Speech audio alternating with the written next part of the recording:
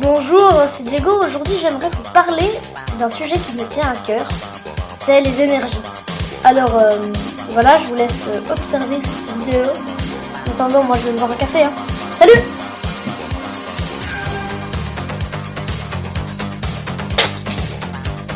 Donc, comme je vous le disais, on va parler des énergies. Alors, ces énergies, on peut les diviser en deux groupes. L'énergie fossile, qui comporte le pétrole, le nucléaire et le charbon, et les énergies renouvelables, qui comportent l'éolienne, le solaire et l'hydraulique. Donc, en parlant des énergies en général, je pourrais vous dire que l'énergie, généralement, on la mesure en joules. Elle peut se montrer en trois manières. Le mouvement, la chaleur et la lumière. Maintenant, parlons des énergies fossiles. Alors, malheureusement, c'est polluant. On les brûle. Mais en fait, on les brûle pas toutes. On en brûle seulement une partie. Par exemple, le nucléaire, c'est pas vraiment qu'on le brûle. En fait, on fait juste le casser en deux. Mais ça couvre quand même 80% de toute notre consommation. Maintenant, parlons plus précisément du pétrole. Alors, le pétrole, si on met 1 kg de pétrole, ça équivaut à 41 868 000 joules. Soit, on pourrait allumer une LED de 5 watts pendant 3 mois.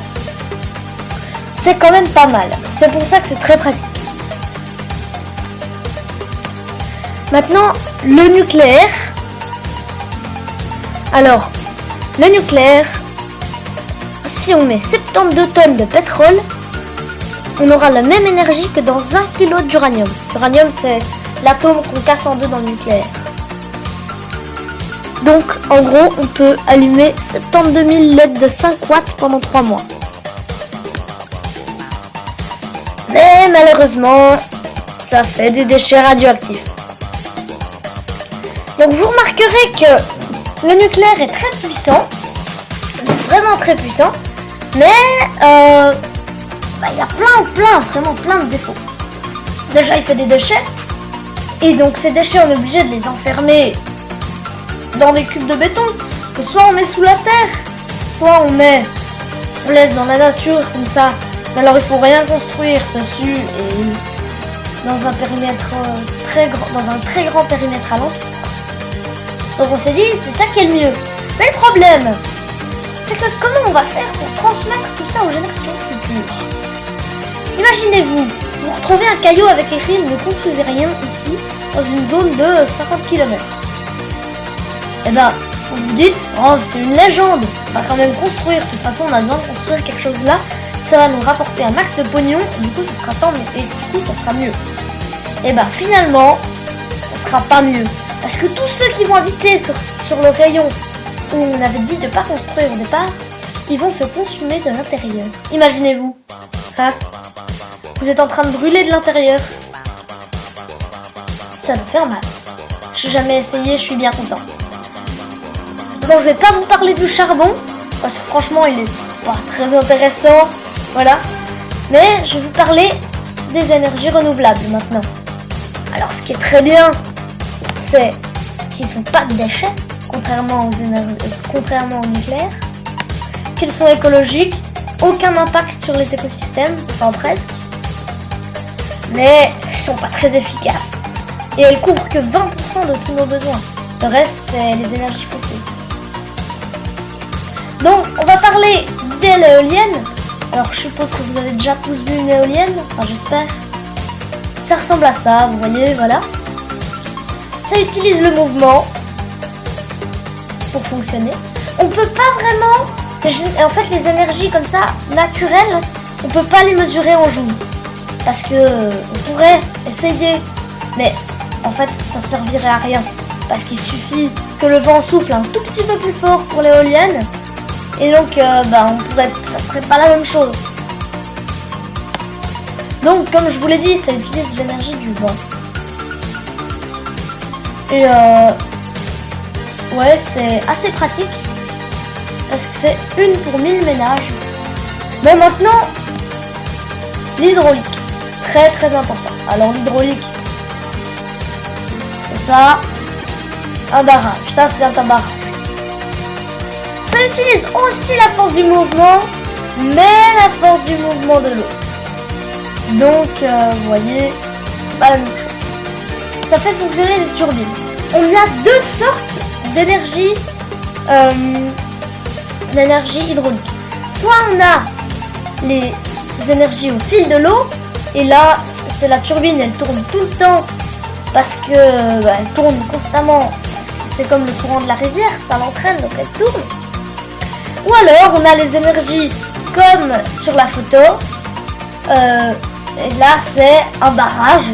Donc en gros, on construit un lac artificiel avec un mur, on met un mur avec une vanne qui peut s'ouvrir et se fermer. Et donc, si on veut de l'électricité, on ouvre la vanne et donc il y a beaucoup d'eau qui entre dans des tuyaux assez petits. Et donc ça fait max de pression et l'eau elle va à toute allure, mais alors hyper vite, et ça peut faire tourner des turbines à 700 tours par seconde.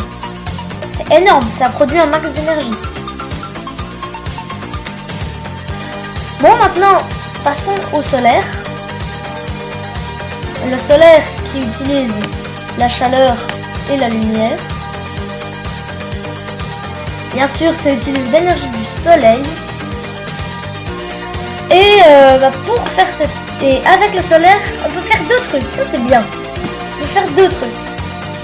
On peut faire avec la chaleur, on peut faire chauffer de l'eau. Donc, en gros, la chaleur du soleil vient réchauffer les panneaux solaires. Et à l'intérieur de ces panneaux, il y a un tuyau où passe de l'eau. Et donc, l'eau se réchauffe parce que le panneau est noir. Et c'est très pratique. Et avec la lumière, on peut aussi faire de l'électricité. Alors, avec la lumière, comment ça se passe? La lumière, vous savez que c'est des photons. Quand un photon touche un électron, c'est ce qui tourne autour des atomes, les électrons, eh bien, ça fait sauter l'électron. Puisqu'il y a des électrons dans le panneau solaire, eh bien, ça les fait sauter, donc on pourrait dire que ça utilise le mouvement. Parce que ça fait un mouvement qui crée de l'électricité.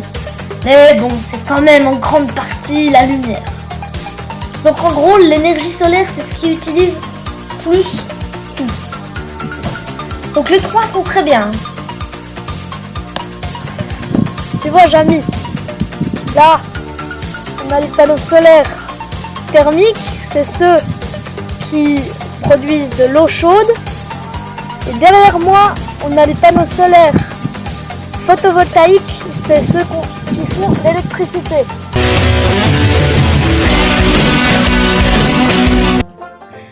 Merci d'avoir regardé cette vidéo. Si tu veux t'abonner, clique là.